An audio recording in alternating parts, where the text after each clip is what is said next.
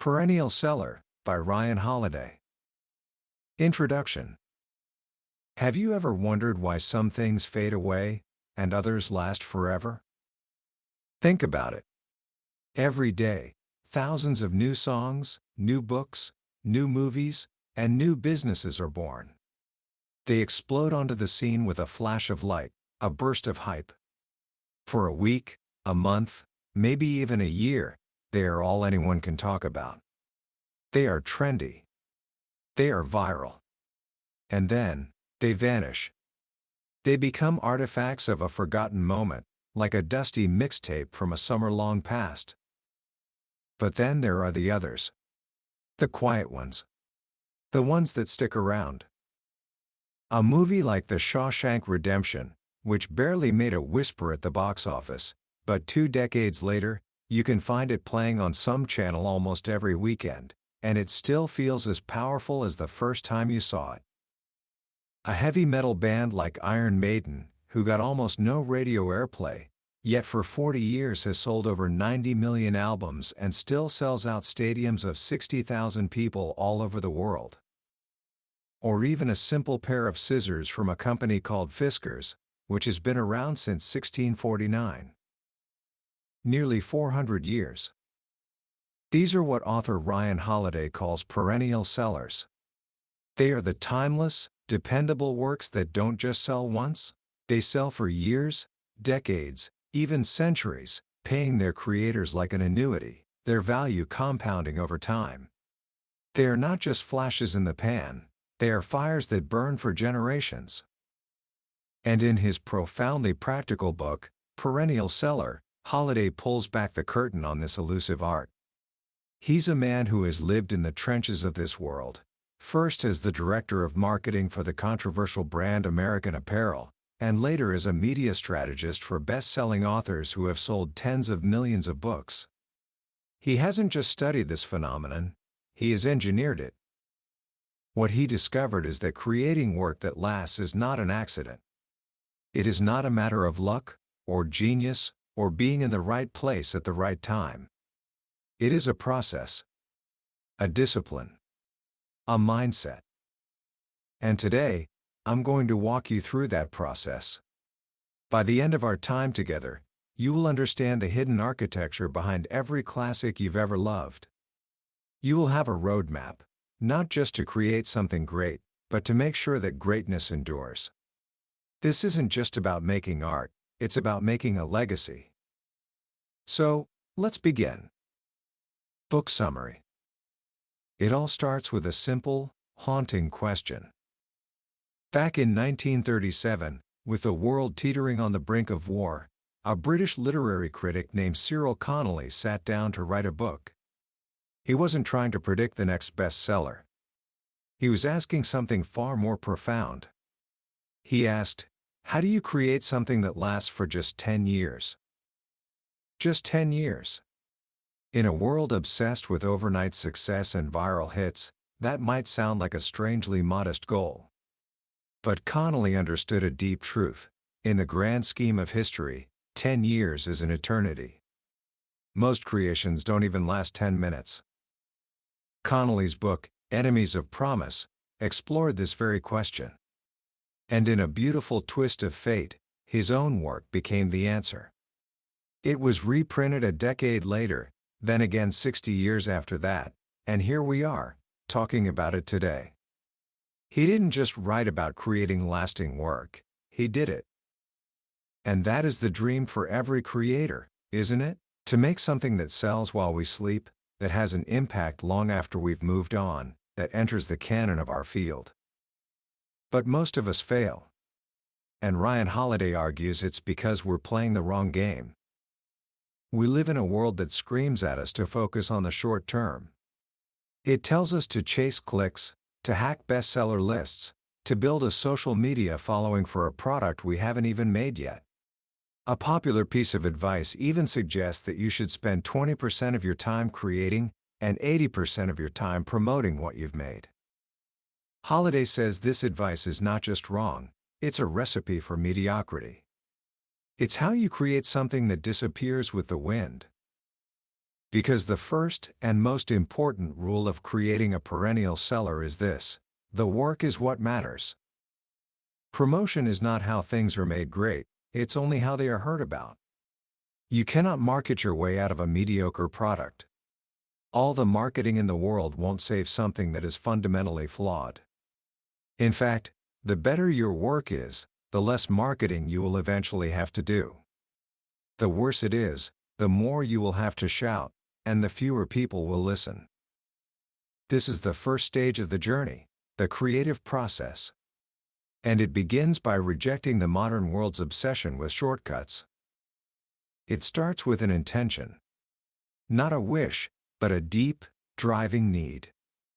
The legendary investor Paul Graham says the best way to grow is to make a product so good that people can't help but recommend it to their friends. And that doesn't happen by accident. It happens when a creator says, "This is my life's work," or "This is what I was put on this planet to make." The comedian Sarah Silverman is often approached by people who tell her, "I want to be a writer." Her response is always the same, blunt and true. She says, "Well, writers write. You don't wait to get hired to do it." There is a world of difference between wanting to be the noun and being willing to do the verb. A great idea is cheap. Everyone has one. The difference between an idea for a great work and a great work itself is all the sweat, the agony, and the time that goes into making it real. And that work requires sacrifice. George Orwell, the author of timeless classics like 1984 and Animal Farm, said that writing a book is a horrible, exhausting struggle, like a long illness. He said you would never do it unless you were driven by some demon you can neither resist nor understand. Elon Musk compared starting a company to eating glass and staring into the abyss of death. This might sound extreme, but it's a necessary truth. From sacrifice comes meaning. From struggle comes purpose. If you are not willing to trade something, time, comfort, easy money, for your work, it is unlikely that work will ever become great. This process is a marathon, not a sprint. The Sistine Chapel took 4 years just to paint. Matthew Weiner, the creator of Mad Men, carried the script for the first episode around in a bag for 7 years while it was rejected by every network, again and again. James Cameron wrote the first treatment for Avatar in 1994, but the technology he needed to make the film didn't exist yet. So he spent the next decade helping to invent it. This is the kind of patience required. And it demands that we focus not on what is timely, but on what is timeless. As Jeff Bezos, the founder of Amazon, tells his employees, focus on the things that don't change. Human nature doesn't change. The desire for love, the fear of death, the struggle for meaning, these are the perennial problems. When George Lucas was creating Star Wars, he wasn't just inspired by old sci-fi serials. His deepest influence was the mythologist Joseph Campbell and his concept of the hero's journey.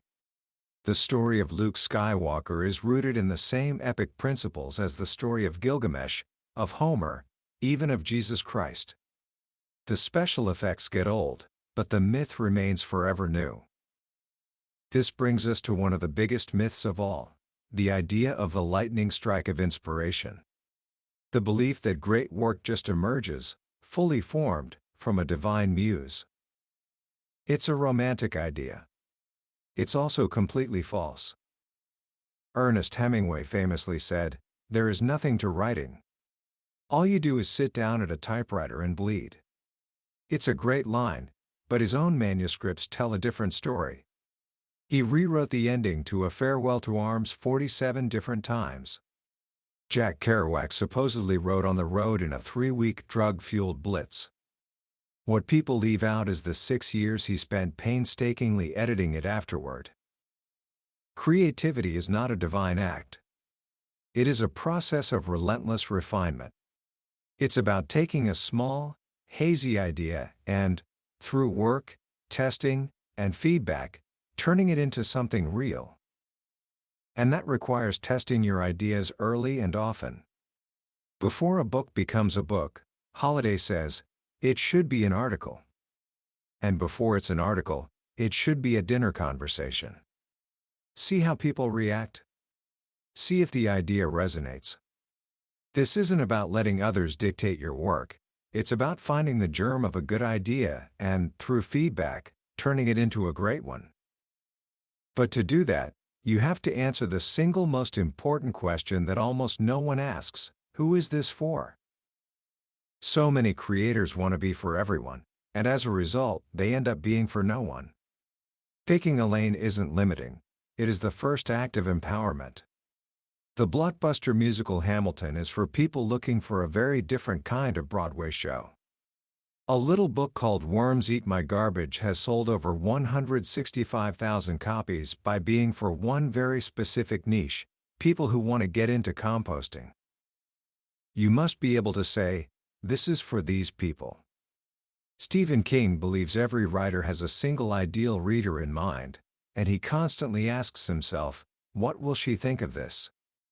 If you don't know who you're making something for, how will you know if you've done it right? And just as important as who is this for, is the question, what does this do? An editor once told Holiday, it's not what a book is, it's what a book does. Does it entertain? Does it solve a problem? Does it add value to the world? Your work must have a purpose beyond your own self-expression. As the critic Toby Litt once said, bad writing is almost always a love poem addressed by the self to the self. No audience wants that. Once you've poured your soul into the work, once you've sacrificed and refined it, you've reached a critical juncture. You have something real. But the work is far from over. This brings us to the second stage, positioning. This is where you take your creation and polish it, package it, and prepare it for the outside world. The writer John Fonte wrote a masterpiece called Ask the Dust. When his publisher accepted it, he was so happy he felt his life was complete. But his publisher got into a legal battle with Adolf Hitler over the rights to Mein Kampf, went bankrupt, and Fonte's brilliant novel disappeared into obscurity. A literal Hitler torpedoed his career. The lesson is brutal but essential. No one is coming to save you. There is no magical publisher, producer, or investor who will handle all the hard parts. You are the CEO of your work. And that means taking responsibility for every part of the process. The first, paradoxical step of taking charge is to surrender your work to an outside voice. You need an editor. Not just a friend who will tell you it's great, but a true editor who will challenge you. When a young Harper Lee submitted her first manuscript to an editor, she was told it was more a series of anecdotes than a fully conceived novel. Crushing feedback. But Lee listened. She spent the next 2 years rewriting it. The result was To Kill a Mockingbird, one of the greatest works of American literature.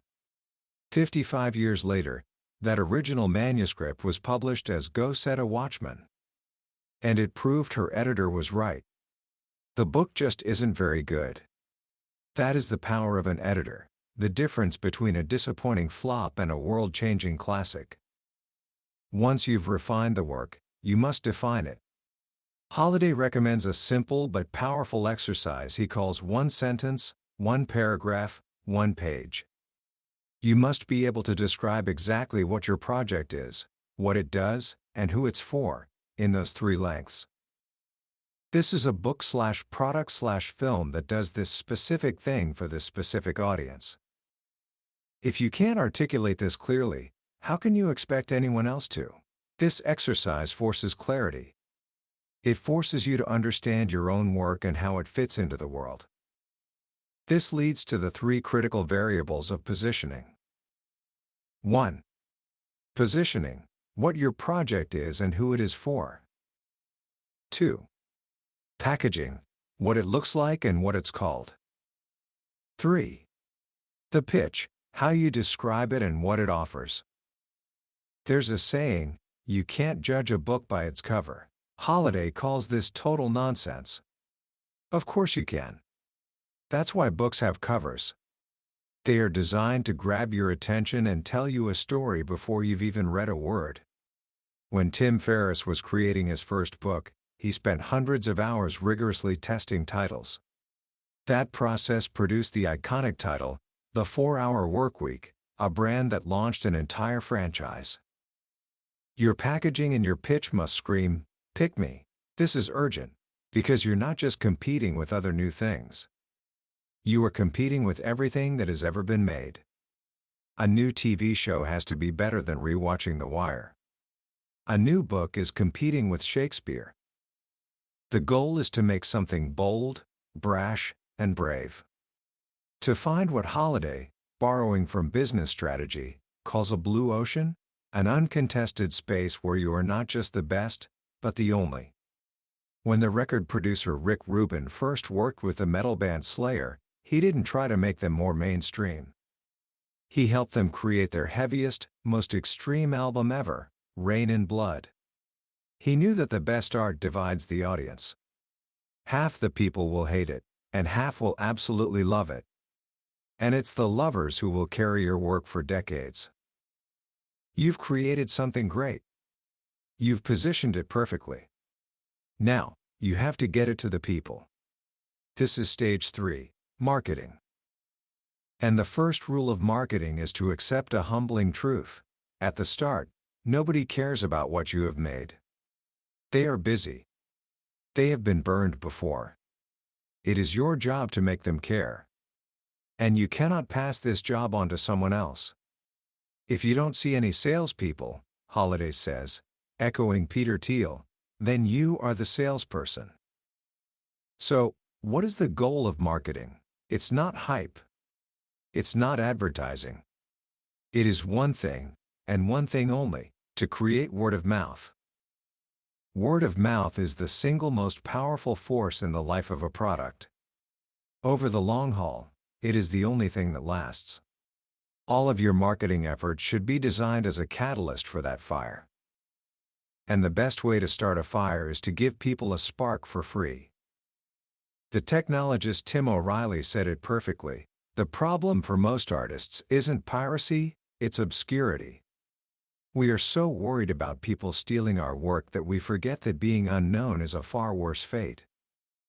The rapper 50 Cent started his career by giving away his music for free on mixtapes. The author Paulo Coelho, whose books have sold over 165 million copies, found that the fastest way to drive sales in countries like Russia was to pirate his own books and upload them to file-sharing sites. Why? Because it got people hooked. Free and cheap helps people take a chance on you. If not free, then it must be as cheap as possible without damaging the perception of your product. When the pulp paperback was invented, priced at just 25 cents, many serious authors scoffed. But Raymond Chandler, the great noir writer, embraced it. His first novel, The Big Sleep, had sold a few thousand copies in hardcover. In paperback, it immediately sold 300,000, and then millions more in the years to come. He reached an entirely new audience because he made his work accessible. Another key to word of mouth is finding your champions. An influential person who genuinely loves your work can do more than any ad campaign. Charles Bukowski discovered John Fonte's forgotten novel in a library and championed it back to life. Johnny Carson could make a comedian's career overnight simply by calling him over to the couch after his set on The Tonight Show. So how do you get champions? You don't ask. You don't beg. You make something so awesome that they want to share it, because sharing it makes them look good. The designer Marc Ecko built his billion-dollar fashion empire by sending swag bombs, perfectly tailored gifts, to influencers like Spike Lee, never asking for anything in return. Eventually, they started wearing his clothes, because they love them. What about media coverage? Holiday argues that most traditional PR is a waste of time and money. A big magazine feature is like a firework, a lot of noise and smoke, and then it's gone. Instead of begging the media to cover you, do something that is inherently newsworthy. Create the story. A former Pentecostal minister who became an atheist wrote a book about his experience. To promote it, he hosted an atheist church service in the Deep South. The New York Times and CNN didn't need to be pitched, they called him asking if they could cover it. The most newsworthy thing to do is usually the one you're most afraid of. You've made the work, you've positioned it, you've marketed it. The fire is lit. But this is not the end. It's the beginning of the final, and perhaps most important stage, building a platform. This is the part of the journey that separates a one-hit wonder from a lifelong career. A platform is not just your social media followers. It is the combination of tools, relationships, access, and audience that you can use to spread your work over and over again. It is your direct connection to the people who care about what you do. And the single most valuable asset in your platform is your email list. Social media platforms come and go. MySpace is a graveyard. Policies change. Algorithms hide your content. But email is nearly 50 years old. It's a direct, unfiltered channel that you control. When the comedian Kevin Hart was building his career, he went on a 4-year tour, playing small clubs in cities where he wasn't famous. At every single show, his team would put a card on every seat asking for an email address. He built an enormous database, fan, by hand. Today, that direct connection is so valuable that movie studios have to pay him extra just for him to promote his own movies to his own fans. He's not just an actor, he's the owner of a media empire. You must build your list. Give something away for free in exchange for an email. Run a contest. Do it by hand if you have to. But start now. Because your list is your lifeline. Alongside your list of fans, you need a list of relationships. Your network is your net worth. Before Tim Ferriss launched the 4-Hour Workweek, he went on a networking tour, traveling from conference to conference, not asking for favors, but building real relationships and doing favors for others. When his book came out, that network became his launch engine. But the most important relationship of all is the one with your fans. It cannot be transactional. You have to serve them. This is the secret of a band like Iron Maiden. They have survived for over 40 years because they care about one thing and one thing only: their fans. They built a global army of loyal followers who will buy every single thing they produce, allowing them to ignore every trend and every gatekeeper in the music industry. Finally, the most powerful marketing you can ever do for your work is to create more great work. The best marketing for your first book is to start writing your second. Each new project serves as a discovery engine for all your past work. Robert Greene's book sales truly took off after his third book, when his works began to be seen as a collection, a body of work. Steve Jobs said it best: if you do something and it turns out pretty good, then you should go do something else wonderful, not dwell on it for too long. Just figure out what's next. You must build a body of work, an empire. Jay-Z has made far more money from his fashion lines, his record label, and his investments than he ever did from album sales. The music became a branding device, a way to fund a larger vision. This is the long game. The journey from a single project to a perennial career. But even if you do everything right, what about luck? Holiday is honest. Luck matters a lot. Bruce Springsteen's career-defining album Born to Run was helped by 2 strokes of pure luck. A single was released accidentally early, building buzz for 6 months, and the new president of his record label happened to have a son at a college where Bruce gave a critical interview. You cannot control luck. But you can control your preparation. The legendary football coach Bill Walsh said his goal was not to guarantee a championship every year. It was to establish a near-permanent base camp near the summit. To be so consistently excellent that when a lucky break comes, you're in a position to seize it. That's what this whole process is about. It's about building your base camp. Doing the hard, unsexy, essential work so that you give luck a target to hit. And what if, after all that, you don't become a household name? What if you only sell 2.5 million records, like the punk band MXPX, and after 22 years, you find yourself needing to get a regular job? Holiday tells their story at the end of the book, and it's a powerful lesson. Is that a failure? Or is getting to do what you love for 2 decades, connecting with millions of people, and building a life around your art a profound success, even if it doesn't end with a private jet? There is no easy way out. You do the work because you have to. Because, as the playwright Arthur Miller wrote, we all have a need to leave a thumbprint somewhere on the world. Whether that thumbprint lasts for 10 minutes or 10 centuries, we can never know. But we have to try. And then, as the founder of Craigslist, Craig Newmark, said about creating something that has lasted for decades, it feels nice for a moment, then surreal, then back to work. And that is the art of the perennial seller. Commentary. As we wrap up our journey through Perennial Seller, I want you to take a moment and just let these ideas settle. This isn't just another book about marketing trends or business hacks. It's something deeper. It's a philosophy for a creative life. What I find so powerful about Ryan Holiday's message is its profound respect for the work itself. In an age that celebrates shortcuts and overnight sensations, this book is a quiet, firm rebellion. It's a reminder that the things that last are not built on hype, but on substance.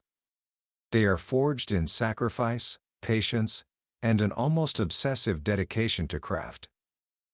The most important lesson, for me, is the idea that you must be the CEO of your own work. It's a call to take radical responsibility. Too often, we creatives love the creation part, but we shy away from the messy, uncomfortable business of positioning, marketing, and platform building. We want to hand it off. We want someone else to discover our genius. Holiday's message is a bracing dose of reality. No one is coming. It's on you.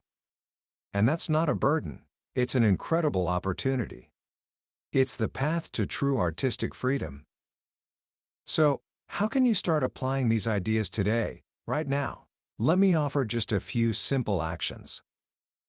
First, take out a piece of paper and do the one sentence, one paragraph, one page exercise for a project you're working on, or even for yourself and your own career. What is it you do? Who is it for? What purpose does it serve? The struggle to answer this clearly will reveal more to you than 100 business books. It will be your compass. Second, start building your list. Today. Don't wait until you have something to sell. Start by offering something of value. If you're a writer, share your favorite reading list. If you're a designer, offer a small template. If you're a musician, give away a demo. Start with one person, then 10, then 100. Plant the seed of your platform now, so it has time to grow. And finally, shift your mindset from chasing what is timely to creating what is timeless. Ask yourself, is what I'm making based on a fleeting trend, or is it connected to a deep, unchanging human need? The answer to that question will determine its shelf life. This book is a guide to creating a legacy, one small, deliberate decision at a time. It's about choosing the marathon over the sprint, substance over style, and the long, slow burn of word of mouth over the fleeting flash of hype. It's not the easy path, but it's the only one that leads to work that lasts. That was a summary of Perennial Seller by Ryan Holiday. We've explored the core principles today, but I'll be honest with you, a summary is like looking at a map of a beautiful city. It can show you the landmarks, but it can't replace the feeling of walking the streets yourself. The real magic of this book is in the details, the specific stories, the subtle shifts in thinking, and the way Holiday's ideas connect and build on one another. This summary is your map, designed to help you decide if this journey is for you. If anything we've discussed today has sparked something inside you, I urge you to grab a copy.